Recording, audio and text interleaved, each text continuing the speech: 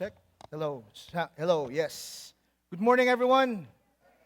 Yeah, it's a powerful worship this morning. The reason that we celebrate Thanksgiving, one of the reason is thanking God for the blood that He shed on the cross for us. So, this morning as we celebrate Thanksgiving, we we're a lot of things to be thankful for. So, yeah. So for this, okay.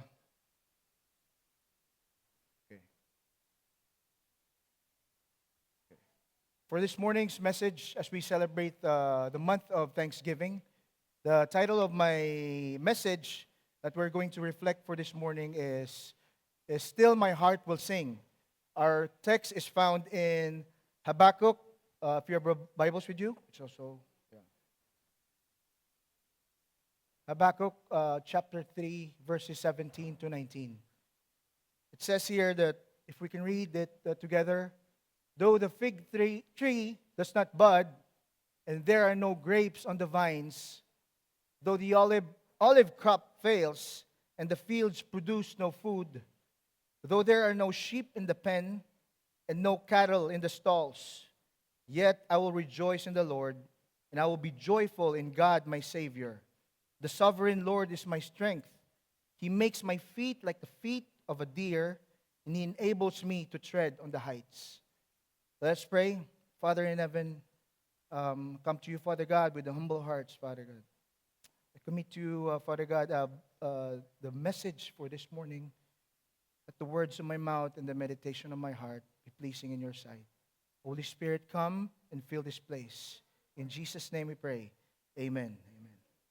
Yeah. Once again, good morning, everyone. Happy Thanksgiving.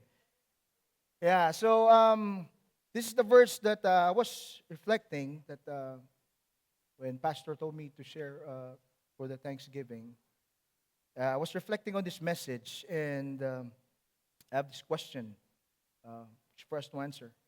So, church, brothers and sisters, have you ever looked around your life and thought, God, why is this happening?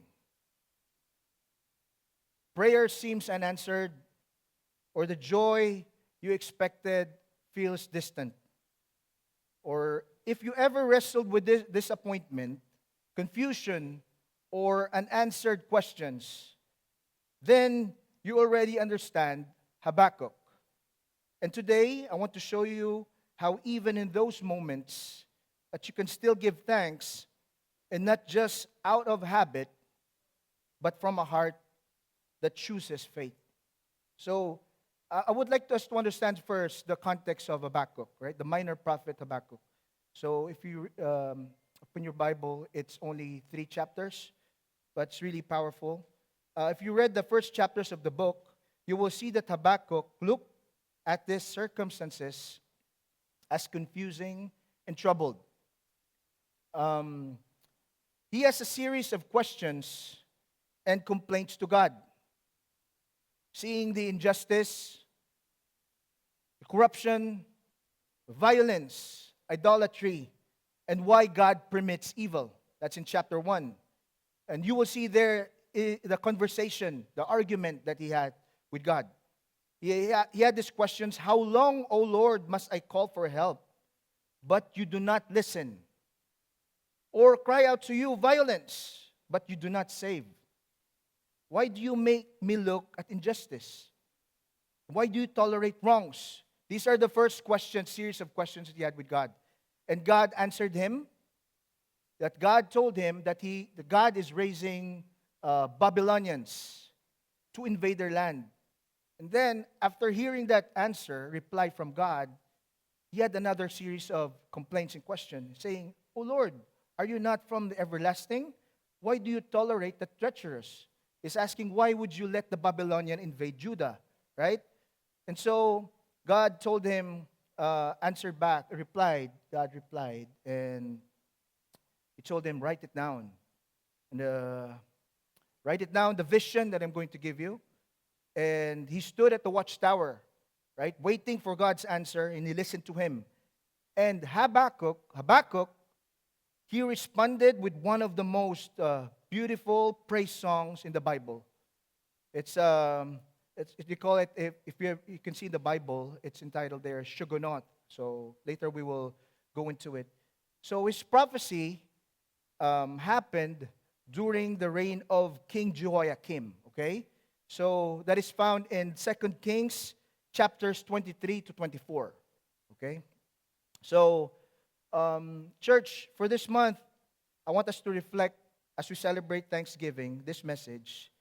But we all know as believers of Christ that Thanksgiving should be celebrated every day, right? Thanking God as we wake up in the morning, His provision, His protection, and blessings. So it says there in 1 Thessalonians 5:16 to 18, rejoice always, pray without ceasing, give thanks in all circumstances, for this is the will of God in Christ Jesus for you. So Thanksgiving, when we talk about Thanksgiving, what comes into our mind? Abundance, right? Tables full of food, turkeys. We're going to have, I heard, we're going to have lechon, right? And laughter, echoing through our homes and the warmth of family gathered around blessings that we can see and touch. It's always easy to give thanks when life is full, right? When prayers are answered and when everything seems to be going our way. But my reflection question for you, brothers and sisters, church, what happens when the fig tree does not blossom? What happens when there is no food on the table? When health fails? When prayer seems unanswered? And joy feels distant? Can we still give thanks when our hearts are heavy and our circumstances are uncertain? Or do we only give thanks to the Lord when there are blessings? This echoes, I remember reading the Job 1:9, right? That Satan, when he had this conversation with God, he said, Job is only worshiping you because you're always blessing him. Take away the blessings and Job's gratitude will vanish. That's the threat of Satan to God. Right? But you know what happened? If our thanksgiving is built only in what we receive, then I believe that it is not gratitude at all. It's transaction. True gratitude is not measured by the size of our blessings, but by the posture of our hearts and how we view who God is. So when we thank God, only when we give us what He wants, it's like if that's the case, we think about God, it's like a genie, right? It's like we rob Him, Lord, we need something. So we are treating Him less like a genie, a supplier, not a savior. That kind of gratitude is conditional. It rises when life is full and fades when life is empty. So in here, the prophet Habakkuk teaches us that true thanksgiving is not a response to prosperity, but a result of perspective. A heart fixed on God even when circumstances fail. So church, in this message, we will explore the three movements in Habakkuk's heart that teaches us how to give thanks. Not only when life is good, but when life is hard. So Habakkuk begins with, three movements, right? When all else fades. Second one, the prophet's response, that yet I will rejoice. And the third one is the prophet's resolution, right? That the Lord God is my strength. But we're going back to the verse. It says here, though the fig tree does not bud, and there are no grapes on the vines, though the olive crop fails, and the fields produce no food, though there are no sheep in the pen, and no cattle in the stalls. Habakkuk begins with though. So I was researching, when you say though, it speaks, it's a word of reality, right? And honesty. The prophet here is not pretending that everything is okay. He's listing what's missing. What's missing is his Thanksgiving table. It is empty. He paints a bleak picture of layers of loss. No figs, no grapes, no olives, no crops, no sheep, no cattle. In a agrarian society, if we have someone here who's an agriculturist, this means what? Total collapse, right? Famine, no food, no income, no security. So here, the prophet acknowledges that we are not insulated from pain. Indeed, life is difficult. I was reading I haven't finished it, but I was reading this book by M. Scott Peck, Road Less Traveled. He has a quote there. He quoted saying that the moment that we accept that life is difficult, life actually becomes less difficult. What does it mean? Because we stop fighting reality and we start going through it. We know that we are facing different scenarios every day, right? So I would like to share this facing reality. I have a short story about who was the. I believe that you have pandemic stories, right? Right. It's for us human beings. It's a first-time experience that around the globe, all around, we're facing this pandemic, or I call it panicdemic. So a lot of people panicking. So our context when we were in the Philippines, actually it's like full circle because from Cebu Island, we need to travel. We need to bring the children to my hometown in Iloilo, which we need to travel another island, riding boats, roll on and roll off boats. Because Clarice, my wife, it's for 11 years she haven't been in the island, so she needs to visit, right? And from my hometown, she rides the plane going coming here to Saipan. So long story short, everything was planned. She stays here for 1 month, and then we meet back to my hometown, and we go back to Cebu. But the virus and the pandemic happened. So that's the reality was our dilemma, because we are now in Iloilo, in my hometown, and we all know that there's a lot of protocols, right? 14 days quarantine going to this place. You need to go back another 14 days quarantine. So it would take you like a month of quarantine period. And there's no assurance if you're positive, no one's going to the person who will take care of you are the nurse and the frontliners, right? So long story short, our dilemma was our apartment in Cebu Island, because we are in Iloilo. So for 8 months, we have been paying for our rent. So that we're not staying there, but we kept paying the rent, the bills, internet, and the fact that I remember that our fridge is still on. So we don't have any, excuse me, we don't have any relatives in Cebu. And because we don't have any relatives, my instinct always, trust no one. I tripled lock our door because I know we're going to stay in our hometown for a month. So I triple lock it. And it's hard to send a key because it took a lot of process to So anyways, so that's our dilemma. So I was, as a father in the house, like, oh man, I was asking the Lord, how would I solve this situation? So 8 months later, fridge is still on, kept paying the bills.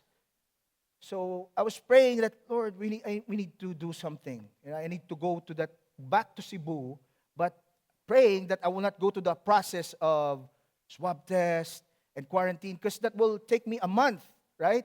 And the assurance, of course, you already know the context. So what happened? I met a good friend of mine that he had this business of deliveries, inter-island deliveries. So going to Manila, Cebu. So he told me that during the pandemic, I mean the start of pandemic, they are the only services that hasn't stopped traveling, right? So he told me, okay, I can help you, but you need to be the helper of the truck driver, right?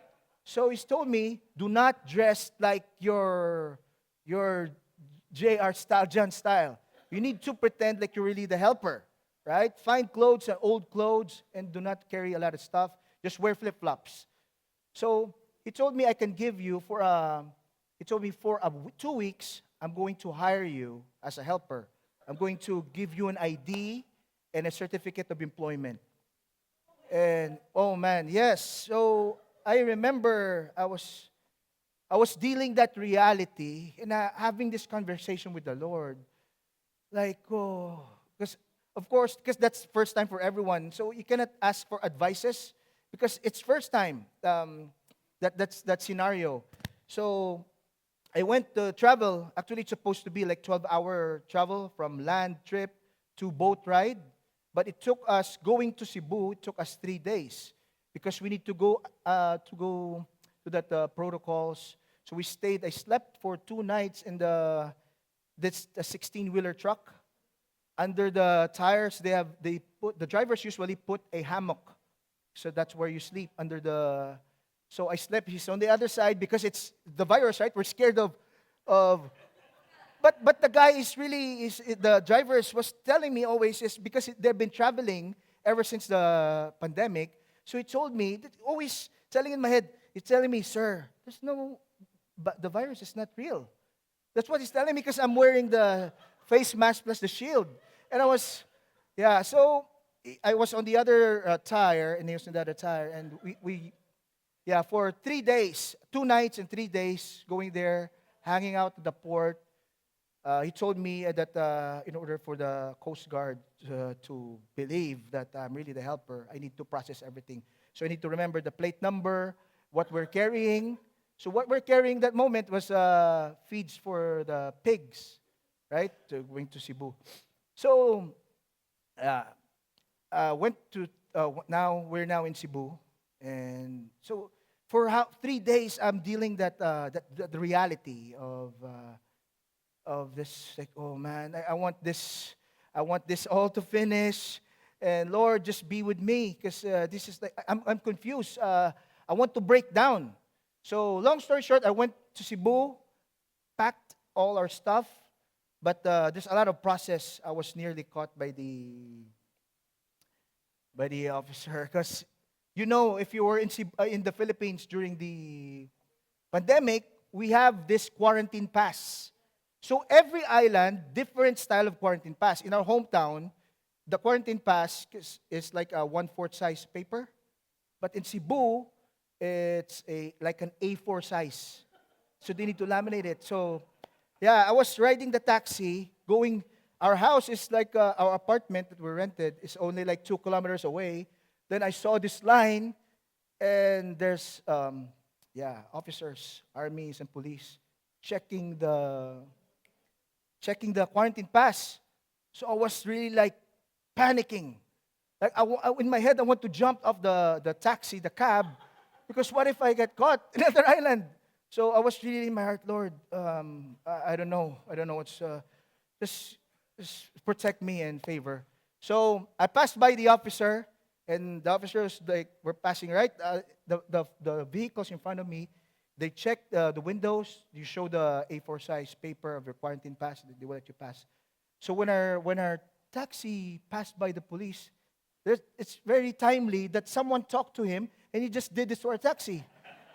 So when I passed by the officer, like, I didn't look back because I want to go, no, go, let's go, let's go.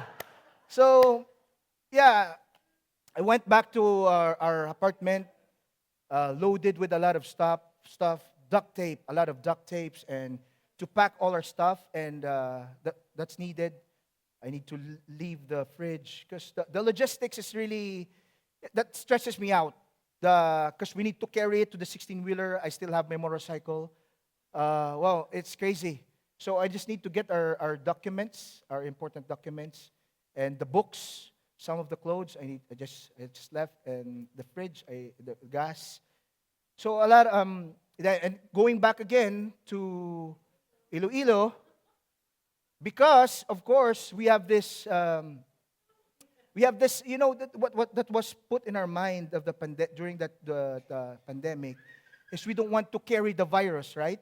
To bring it to our family, because we have senior citizens in our house, my parents, and plus the kids.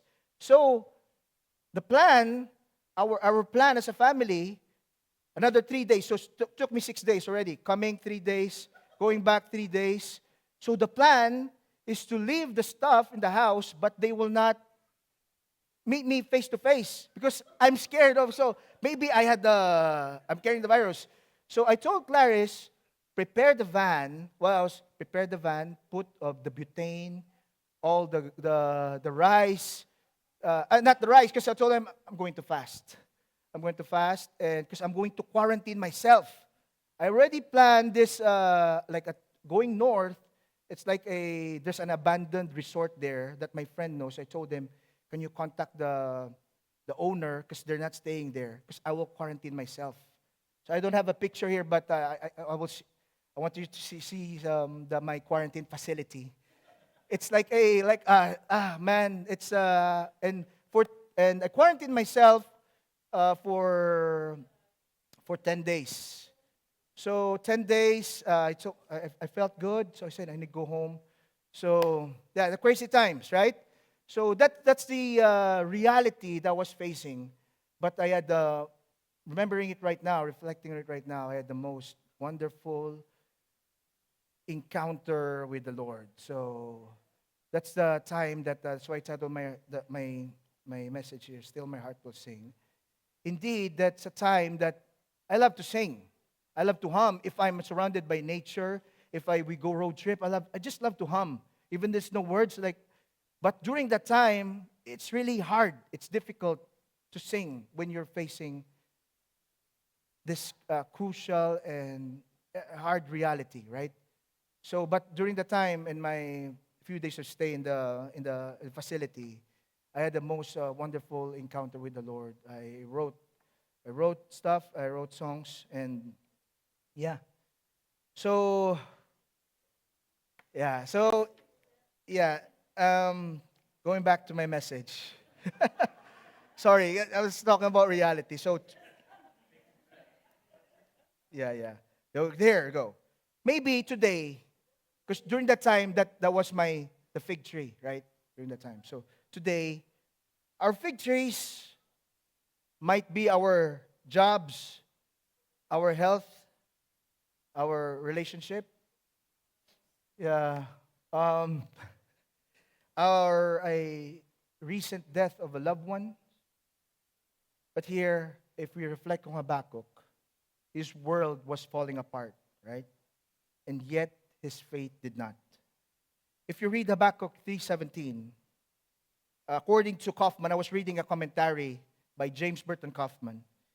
He said that the description in Habakkuk 3:17, it's not a poetic exaggeration. Because I want you to know that this is the response in chapter 3 from all the chaos. This is a Shugunoth. So Shugunoth is a lament, it's a hymn, it's a song. So he said, Habakkuk is terrifyingly facing an accurate picture of what the Babylonians were about to unleash on Judah. So historians, Kaufman said that historians call it a scorched earth policy. If you're in the military, it's a military tactic, right? That when invaders They will invade your land. They would leave nothing behind. No food, no crops, no livestock, no seed, no hope. So everything that could be carried away, gold, tools, grains, animals, skilled people, would be taken as spoil. Everything that could not be carried, like vineyards, fields, buildings, would be burned. It would be uprooted or trampled so that no one can survive on the land. And also they say that what they do is they poison the fertile land so it will be infertile, right? So what's the end result?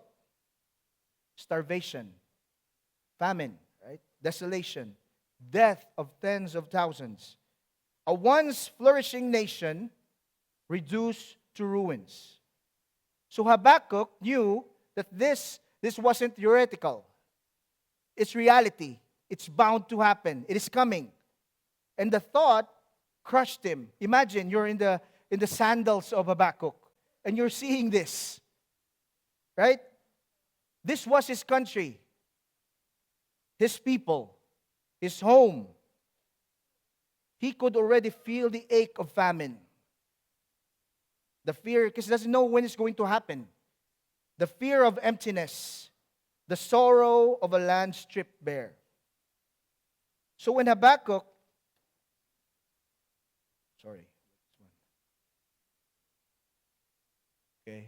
So when Habakkuk lists the losses, no figs, no grapes, no olives, no wheat, no sheep, no cattle, he is painting the picture of a society completely collapsed, stripped of its ability to live.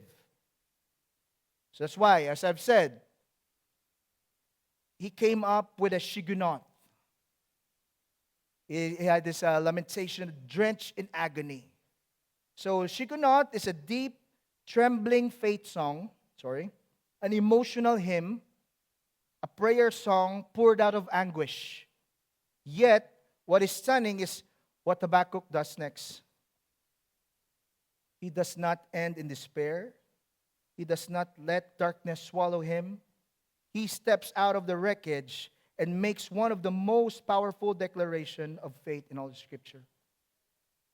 So church, brothers and sisters, I want you to understand that thanksgiving begins with honesty, acknowledging pain, lack, and hardship before God. Reflecting on this, because if we are only giving thanks when everything seems to be okay, then I think right now in the current situation, a lot of people will skip Thanksgiving. Reading the news, like in our country, Philippines, facing the calamities, still recovering from calamities, right? Shutdowns, corruption, injustice, wars. So, thanksgiving begins with honesty, acknowledging pain, lack, and hardship before God. But real gratitude, it isn't denial. It's faith in the dark. Number 2. The prophet's response. This is what Habakkuk's response. Yet, I will rejoice in the Lord. I think this is found in verse 18. I will rejoice in the Lord, and I will be joyful in the God, my Savior. This is not optimism. It is not denial, but it is defiant faith. It is the same spirit that burned in Job when he cried. You know the story of Job, right? Though he slay me, yet I will trust him. It is also the unshakable resolve seen in Shadrach, Meshach, and Abednego when they told the king that our God is able to deliver us, but even if he does not, we will not bow. And of course, ultimately, his spirit echoes in the greatest example of surrender that the world has ever seen. You know who that is? Jesus. Yes, in Gethsemane. He said, nevertheless, not my will, but thine be done. Another commentary I was reading by G. Campbell Morgan, he said that he observes that if we encountered Habakkuk's words in any book other than the scripture, we would likely question the prophet's sanity. Yeah, how could a man survey a landscape of complete devastation, failed crops, empty fields, dying flocks, economic collapse, and national despair, and respond not with panic or bitterness, but with praise? Morgan says that we would be forced to ask, is this man a fanatic or is he deluded? Because from a purely human standpoint, so I've said, no one sings when everything falls apart. When it's tough times, it's hard to sing. Yet, Habakkuk is not irrational, nor is he denying reality. Right? Morgan argues that Habakkuk is operating with a wisdom that this world cannot comprehend. A higher wisdom rooted not in circumstances, but in God himself. The prophet crowned the song of desolation with the song of jubilation. Not because the situation changed, but because his perspective changed. Going back to how we view who God is. But this is the true secret of life. Habakkuk's knowledge of God produced confidence in God, and that confidence produced joy.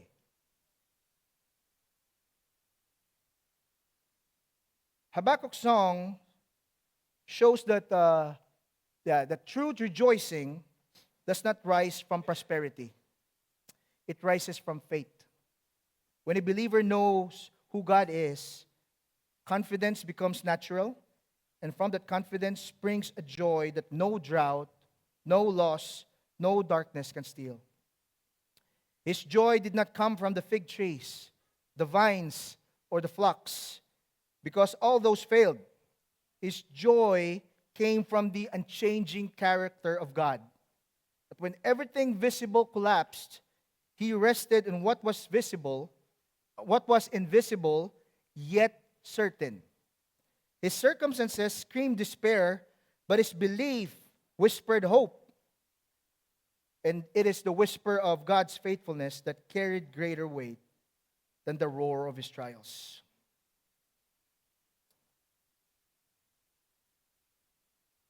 Number 3, the prophet's resolve. The Lord God is my strength. Verse 19. The sovereign Lord is my strength. He makes my feet like the feet of a deer. He enables me to tread on the heights. Here, Habakkuk ends not in despair, but in confidence. He shifts from fear to faith, from complaint to worship. When Habakkuk says that he will make my feet like deer's feet, he's drawing from a vivid picture that familiar to anyone who has watched a deer move across. I was watching National Geographic before, and I saw a deer, right? They're climbing on a steep hill. So this is the illustration that Habakkuk is saying. Deer are not clumsy or hesitant, right? They are sure-footed, confident, and agile. They climb where others slip. They stand where others fall. And they move steadily on heights that would be dangerous for ordinary creatures. A deer can tread on high rocky places where others cannot. So when Habakkuk says that God makes his feet like a deer's, he means God enables me to stand where I should fall. God's divine strength sustains and helps me climb when human strength fails. And God steadies me when the ground beneath me is unstable. And God lifts me above the danger, giving perspective and safety. The church, this is not merely surviving hardship. It is rising above it with grace. It is not escaping the rocky places, It is walking through them with confidence supplied by God.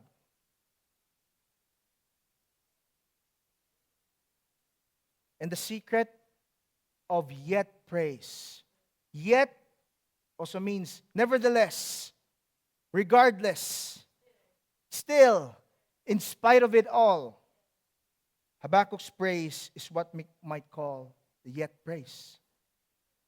Though everything fails, yet I will rejoice. I will give thanks. It's the thanksgiving that refuses to quit. So, church, question to ponder. In your own life right now, what is your though today in this season?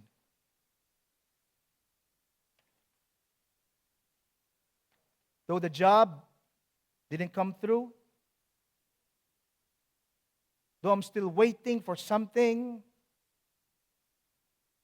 though the diagnosis was hard, though prayer seems unanswered, but will you still say, regardless, in spite of it all, yet, Lord, I will rejoice? When everything around us seems barren, when the fig tree does not blossom, the fields yield no food, and the flocks disappear from the fold, Habakkuk reminds us that gratitude is not rooted in what we have, but in who we have. His joy and thanksgiving flowed not from the abundance, but from assurance, knowing that the Lord is his strength, his salvation, and his sure foundation. True thanksgiving then springs from faith that looks beyond the visible and rests in the unchanging goodness of God, even in the seasons of lack or loss. So, as we sit around the Thanksgiving table as we celebrated, whether we're full or there's lacking, may our hearts echoes Habakkuk's song, yet I will rejoice in the Lord, and I will joy in the God of my salvation. So before I end, I'd like to ask this question. Just you can answer this in your mind, right? You can say yes or no. Brothers and sisters, do you believe that God loves you? Do you believe that he knows what you're going through right now, your season? Do you believe that God is your strength? That you believe that he is your salvation? Yeah. If you answer in your heart everything is a yes, then you have the reasons to be grateful and to be thankful. Regardless, nevertheless, yet. Amen.